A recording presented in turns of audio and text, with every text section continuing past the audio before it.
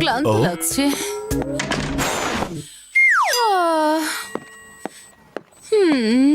ও কি হয়েছে মেঘা, তোমাকে এত চিন্তিত কেন দেখাচ্ছে? ওহো, যাদের ঘরে চিকু বান্টির মতন বাচ্চারা আছে সে চিন্তিত হবে না তো আর কি হবে বলতে পারো? ও, অনেক কষ্ট করে দুজনকে ঘুম পাড়িয়ে এসেছি, কাল সকালে আবার ঘুম ভাঙাতে হবে। এদের ঘুম পাড়ানো আর ঘুম ভাঙানোর চক্করে তো আমার ঘুম সম্পূর্ণই হচ্ছে না। ওফো মেঘা, তুমি অকারণেই এত টেনশন নিচ্ছ। আচ্ছা তুমি একটা কাজ করো, তোমায় কাল সকালে চিকু বান্টিকে ঘুম থেকে তুলতেই হবে না। কি? যদি আমি না ঘুম ভাঙাই তাহলে ওদের তো স্কুল মিস হয়ে যাবে। আরে হয়ে যেতে দাও মিস। দেখো কাল যখন স্কুল মিস হবে তখন ভবিষ্যতে ওরা নিজে থেকেই উঠে পড়বে। আর এটা আমি বলছি না, এরকমটাই বইতে লেখা আছে। Carefree parenting? হ্যাঁ, আজকের এই যুগটা কেয়ারফুল ভাবে থাকার নয়, কেয়ারফ্রি ভাবে থাকার। কিন্তু আরে মেঘা, একবার আমার এই টিপ কাজে লাগিয়ে দেখো, সত্যি বলছি ফলাফল নিজেই দেখতে পাবে। ঠিক আছে রাজীব।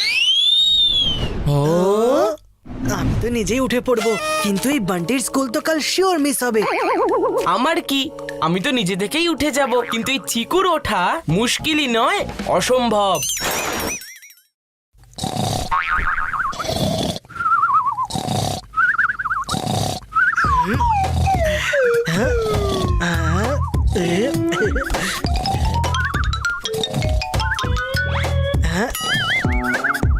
এবারে এই বান্টির বন্ধ করে দেয় ঘন্টি, মানে অ্যালার্ম।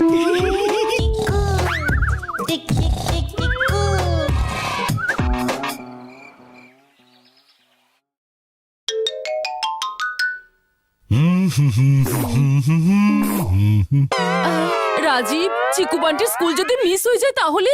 যদি মিস হওয়ার হয় হয়ে যাক, শুধু তো একদিনের স্কুল মিস হবে, কিন্তু কাল থেকে ওরা নিজের থেকেই সোজা হয়ে যাবে। কিন্তু কিন্তু টিন্তু কিচ্ছু নয়, আজকে যাই হয়ে যাক চিকু বান্টিকে তুমি আজকে ঘুম থেকে তুলবে না। হ্যাঁ হ্যাঁ ঠিক আছে।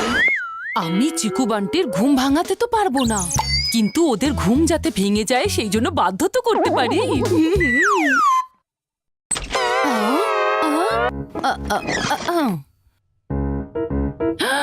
যা ভেবেছিলাম ঠিক সেরকমটাই হচ্ছে। আইডিয়া!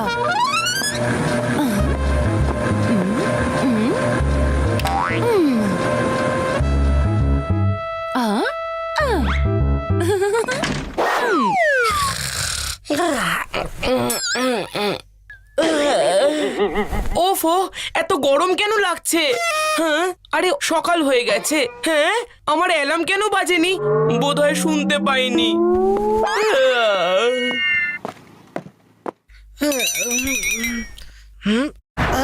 আরে এত লেট হয়ে গেল। মনে হয় বান্টির অ্যালার্মটা বন্ধ করতে গিয়ে আমি নিজের অ্যালার্মের কথাই ভুলে গেছি।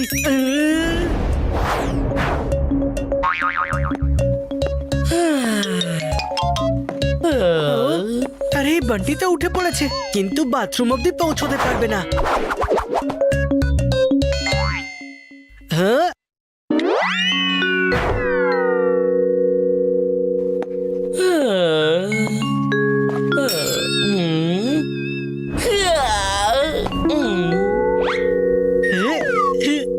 যতক্ষণে ওর ঘুম ভাঙবে ততক্ষণে আমি স্কুলে যাওয়ার জন্য রেডি হয়ে যাই।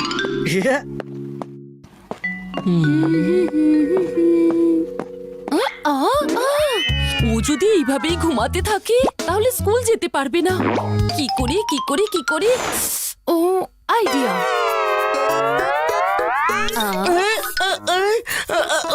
আরে এই বিনা মেঘে বৃষ্টি কোত্থেকে পড়লো? আর আমি এখানে কি করে? আর এই মিউজিকটা কে চালিয়েছে? আচ্ছা, মিউজিক চালিয়ে আমাকে ঘুম পাড়িয়ে চিকু আমাকে জব্দ করতে চাইছে।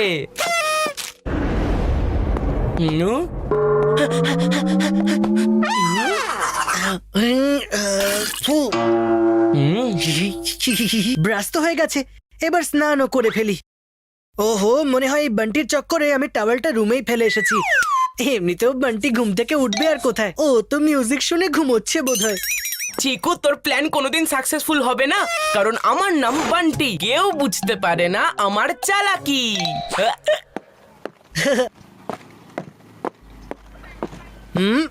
হ্যাঁ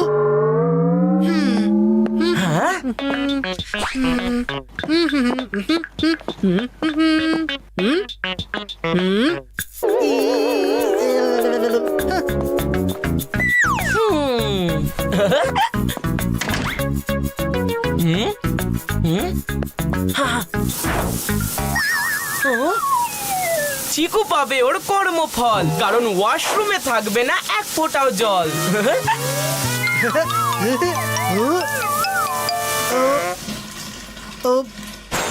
হঠাৎ করে জল চলে গেল কি করে? মাম্মি, মাম্মি, হ্যাঁ বলো চিকু, কি হয়েছে? মাম্মি, ওয়াশরুমে জলই নেই। জল নেই? এটা কি করে হতে পারে? উফ, এবারে মেন সাপ্লাই কে বন্ধ করে দিল? এবারে এসে যাবে।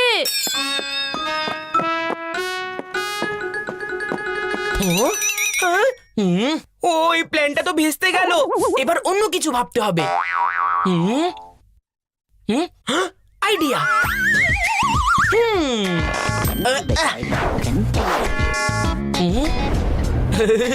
घंटी बजाएगा।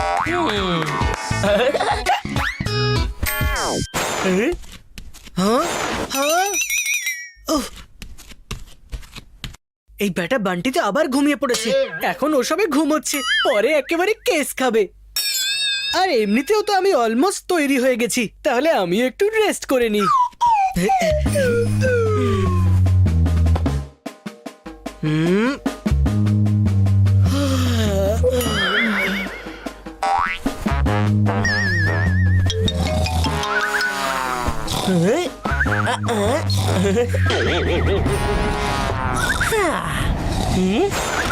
ইয়েস! চিকু যতক্ষণ আরামে ঘুমোবে, বান্টি ততক্ষণে তৈরি হয়ে যাবে।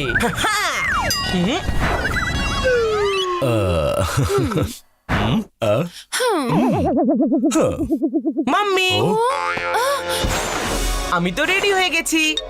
আরে বাহ, দেখো না রাজীব, বান্টি তো তৈরি হয়ে নিল, কিন্তু চিকু তো এখনো ঘুমিয়ে আছে। আরে বাবা, তোমার তাতে কি? যার ঘুম ভাঙে তার ভাগ্যও জাগে, আর যে ঘুমোয় তার ভাগ্যও ঘুমোয়। এটা আমি বলছি না, এটা আমাদের গুরুজনেরা বলে গেছেন।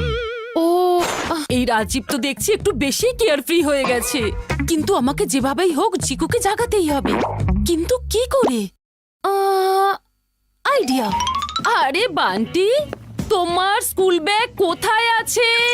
হ্যাঁ, ওটা তো সোফায় রাখা আছে মাম্মি। কিন্তু তুমি এত জোরে জোরে কেন কথা বলছো? আরে আমি কোথায় জোরে কথা বলছি? তুমি একটু বেশি শুনতে পাচ্ছ। বান্টি যদি বাইরে থাকে তাহলে এখানে কে শুয়ে আছে? ও নো, এটা তো বান্টির ট্র্যাপ ছিল। এবার আমাকে তাড়াতাড়ি তৈরি হতে হবে।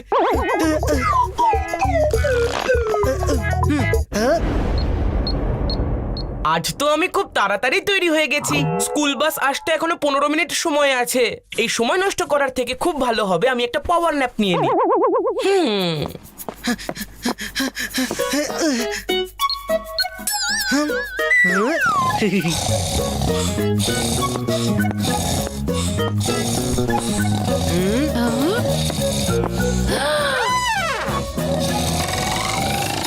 এই বান্টি তো আবার ঘুমিয়ে পড়লো। এবারে কি করি ওর ঘুম ভাঙানোর জন্য? ও হ্যাঁ, চিকুকে বলি। চিকু, শোনো, একটা কাজ করো, তুমি বান্টিকে একবার একটু ডেকে দাও না। যদি এইভাবে ঘুমাতে থাকে তাহলে ওর স্কুল মিস হয়ে যাবে। পাপা, আমি বান্টিকে জাগিয়ে দেবো নাকি? না না, একদম নয়। কিন্তু পাপা, যদি বান্টির স্কুল মিস হয়ে যায় তাহলে? আরে হয়ে যেতে দাও মিস। দেখো, যদি স্কুলে যায় তাহলে সায়েন্স আর ম্যাথস ভালো করে শিখবে, আর যদি না যায় তাহলে জীবনের শিক্ষায় শিক্ষিত হবে। ঠিক আছে পাপা, তুমি যেহেতু বলছো তাই আমি আর ডাকছি না। এটা কেমন জেদ করছো রাজীব? তোমার কেয়ারফ্রি প্যারেন্টিং বই আমার সমস্ত হিসাব ঘেটে দিয়েছে। তোমার এই কেয়ারফ্রি প্যারেন্টিং রুলস মেনে চলা আমার পক্ষে সম্ভব নয়। মেঘা, তুমি কিন্তু অকারণেই এত প্যানিক করছো। দেখো, চিকু তো রেডি হয়ে গেছে, তাই না? তার মানে অর্ধেক যুদ্ধ আমরা প্রথম দিনেই জিতে গেছি। আমাকে চুপচাপ বান্টির ঘুম ভাঙাতে দাও, না হলে রাজীব আমাদের যুদ্ধ শুরু হয়ে যাবে। দেখো, চিকু ঘুমিয়ে পড়লো। স্কুল বাস বাস এসে গেছে, এবার কি করি? কিচ্ছু করতে হবে না মেঘা, যে জাগে তার ভাগ্যও জাগে। আর যে ঘুমিয়ে থাকে তার মাম্মি তার ঘুম ভাঙিয়ে দেয়। চিকু, বান্টি, স্কুল বাস চলে এসেছে, ওঠো আর চলো।